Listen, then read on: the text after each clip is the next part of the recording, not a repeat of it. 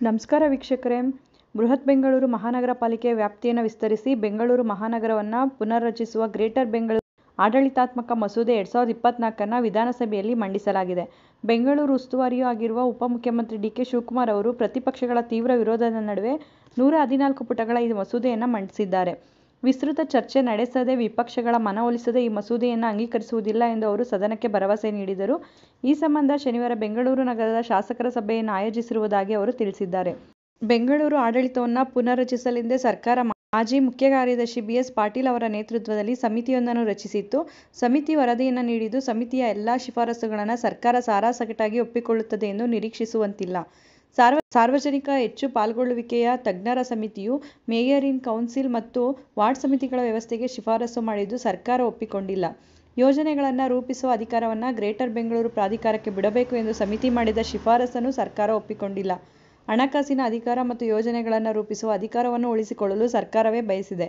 Greater Bengaluru ಪಾಲಿಕೆ ಮತ್ತು ward ಸಮಿತಿ ಸೇರಿ 3 ಹಂತದ ಆಡಳಿತ ವ್ಯವಸ್ಥೆ ಇರಲಿದೆ. ಗ್ರೇಟರ್ ಬೆಂಗಳೂರು ಪ್ರಾಧಿಕಾರ 6 ಮುಖ್ಯ ಅಂಶಗಳನ್ನು ಒಳಗೊಂಡಿದೆ. ಬೆಂಗಳೂರಿನ ವ್ಯಾಪ್ತಿಯನ್ನು ವಿಸ್ತರಿಸಿ ಬೆಂಗಳೂರು ನಗರ ಮತ್ತು ಬೆಂಗಳೂರು ಗ್ರಾಮಾಂತರ ಜಿಲ್ಲೆಗಳ ಕ್ಷೇತ್ರಗಳನ್ನು ಸೇರಿಸಿ ತಲಾ 10 ಲಕ್ಷ ಜನಸಂಖ್ಯೆಗೆ ಒಂದರಂತೆ 10 ಪಾಲಿಕೆಗಳನ್ನು ರಚಿಸಲಿದೆ. ಪ್ರತಿ ಪಾಲಿಕೆಗೂ ಪ್ರತ್ಯೇಕ ಮೇಯರ್ ಮತ್ತು ಡೆಪ್ಯೂಟಿ ಮೇಯರ್ ಇರಲಿದ್ದು, ಅವರ ಅವಧಿ 5 ವರ್ಷಗಳಾಗಿರುತ್ತದೆ. ಪ್ರತಿ ಪಾಲಿಕೆಯಲ್ಲೂ 50 ರಿಂದ 200 ಕಾರ್ಪೊರೇಟರ್ಗಳಿದ್ದು, ಶೇಕಡಾ 10ರಷ್ಟು ಸದಸ್ಯರನ್ನು ಸರ್ಕಾರ ನಾಮಕರಣ ಮಾಡಲಿದೆ. ಈ ಎಲ್ಲ ಪಾಲಿಕೆಗಳ ಮೇಲೆ ಗ್ರೇಟರ್ ಬೆಂಗಳೂರು ಪ್ರಾಧಿಕಾರ ಇರಲಿದೆ. ಪ್ರಾಧಿಕಾರಕ್ಕೆ ಮುಖ್ಯಮಂತ್ರಿಗಳು ಪದನಿಮಿತ್ತ ಅಧ್ಯಕ್ಷರಾಗಿರುತ್ತಾರೆ. ಬೆಂಗಳೂರು ಉಸ್ತುವಾರಿ ಸಚಿವರು ಉಪಾಧ್ಯಕ್ಷರಾಗಿರುತ್ತಾರೆ.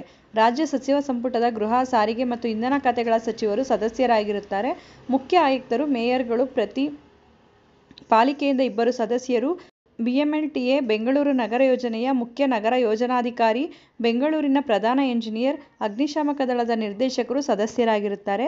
ಬಿಡಿಎ, ಜಲಮಂಡಳಿ, ಬಿಎಂಆರ್ಸಿಎಲ್, ಘನತ್ಯಾಜ್ಯ ನಿರ್ವಹಣಾ ಮಂಡಳಿ, ಬೆಸ್ಕಾಂ, ಬಿಎಂಟಿಸಿ, ಬೆಂಗಳೂರು ಪೊಲೀಸ್ ಆಯುಕ್ತರು ಸದಸ್ಯರಾಗಿರುತ್ತಾರೆ.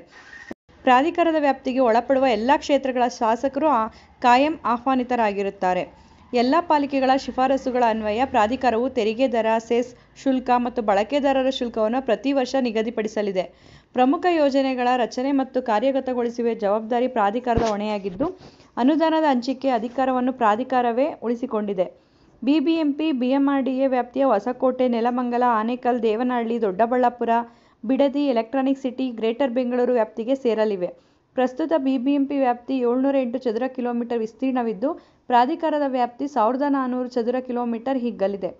ಪ್ರಾಧಿಕಾರದ ಅಡಿಯಲ್ಲಿ ರಚನೆಯಾಗುವ ಎಲ್ಲ ಪಾಲಿಕೆಗಳ ಚುನಾವಣೆಗಳಲ್ಲಿ ಶೇಕಡಾ 50ರಷ್ಟು ಸ್ಥಾನಗಳನ್ನು ಎಸ್ಸಿ, ಎಸ್ಟಿ ಮತ್ತು ಹಿಂದುಳಿದ ವರ್ಗಗಳಿಗೆ ಮೀಸಲಿಡಲು ಶಿಫಾರಸು. ಗ್ರೇಟರ್ ಬೆಂಗಳೂರು ಸುರಕ್ಷತೆಗಾಗಿ ಪ್ರತ್ಯೇಕ ಭದ್ರತಾ ಕಾರ್ಯಪಡೆಯನ್ನು ರಚಿಸಲು ವಿಧೇಯಕದಲ್ಲಿ ಪ್ರಸ್ತಾಪಿಸಲಾಗಿದೆ.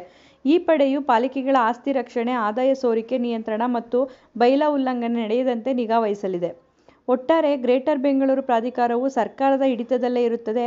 ಮಸೂದೆಯ ಅಂಶಗಳನ್ನು ನೋಡಿದರೆ ಅಧಿಕಾರ ವಿಕೇಂದ್ರೀಕರಣಕ್ಕಿಂತ ಅಧಿಕಾರ ಕೇಂದ್ರೀಕೃತವಾಗುವ ಸಂಭವವೇ ಹೆಚ್ಚಿದೆ. ಪಾಲಿಕೆ ತೆಗೆದುಕೊಳ್ಳುವ ನಿರ್ಧಾರಗಳನ್ನು ಅಂಗೀಕರಿಸುವ ಅಥವಾ ತಿರಸ್ಕರಿಸುವ ಹಕ್ಕು ಸರ್ಕಾರಕ್ಕಿದೆ. ಪಾಲಿಕೆಯನ್ನು ವಜಾಗೊಳಿಸುವ ಅಧಿಕಾರ, ವಜಾಗೊಂಡ ಪಾಲಿಕೆಗೆ ಆಡಳಿತಾಧಿಕಾರಿಯನ್ನು ನೇಮಿಸುವ ಪಾಲಿಕೆಯ ಮೇಲೆ ಕ್ರಮ ಕೈಗೊಳ್ಳುವ ಅಧಿಕಾರವನ್ನು ಸರ್ಕಾರವೇ ಉಳಿಸಿಕೊಂಡಿದೆ. ರಾಜಧಾನಿಯ ಹೊರವಲಯದಲ್ಲಿರುವ ದೇವನಹಳ್ಳಿ, ನೆಲಮಂಗಲ, ಹೊಸಕೋಟೆ, ದೊಡ್ಡಬಳ್ಳಾಪುರ, ಮಾಗಡಿ ಮತ್ತು ಬಿಡದಿ ಪಟ್ಟಣಗಳನ್ನು ಉಪನಗರಗಳನ್ನಾಗಿ ಅಭಿವೃದ್ಧಿಪಡಿಸಲಾಗುವುದು ಎಂದು ಉಪಮುಖ್ಯಮಂತ್ರಿ ಡಿ. ಕೆ. ಶಿವಕುಮಾರ್ ಅವರು ತಿಳಿಸಿದ್ದಾರೆ. ಈ ಪ್ರಸ್ತಾವನೆಗೆ ಆರ್ಥಿಕ ಇಲಾಖೆ ಇದೇ 16ರಂದು ತಾತ್ವಿಕ ಅನುಮೋದನೆ ನೀಡಿ ರೈಲು ಮತ್ತು ರಸ್ತೆ ಸಂಪರ್ಕದೊಂದಿಗೆ ಉಪನಗರಗಳನ್ನು ಅಭಿವೃದ್ಧಿಪಡಿಸಲಾಗುವುದು. ಈ ಬಗ್ಗೆ ಎಲ್ಲ ಶಾಸಕರ ಅಭಿಪ್ರಾಯ ಪಡೆದೇ ಮುಂದುವರಿಯುತ್ತೇವೆ. ಆದರೆ ಇವುಗಳನ್ನು ಗ್ರೇಟರ್ ಬೆಂಗಳೂರು ವ್ಯಾಪ್ತಿಗೆ ಸೇರಿಸಲು ಸಾಧ್ಯವಿಲ್ಲ ಅಂತೇಳಿ ತಿಳಿಸಿದ್ದಾರೆ.